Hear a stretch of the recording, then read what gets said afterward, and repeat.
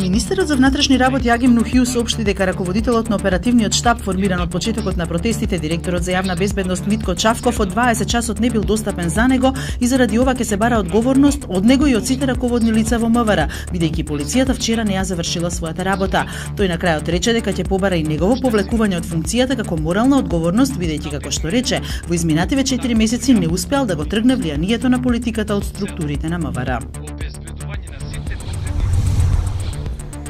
Во клиничкиот ургентен центар примени се 28 лица, од кои 6 мина се држани на лекување, додека другите со санирани повреди се пуштени дома.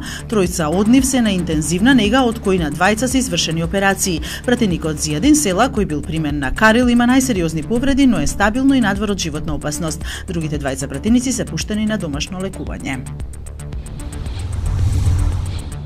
Лидерите на ВМРО-ДПМН и председателот на Македонија мора да преземат одговорност за дестабилизација на земјата. Сега, повеќе од кога и да Европската Унија мора да ја зајакне својата поддршка за демократска транзиција во Македонија и решавање на старите билатерални спорови, изјави европратеникот Иво Вајгл. Екс-белгискиот премиер Ги Верховштад ги повика ВМРО-ДПМН да го напушти насилството.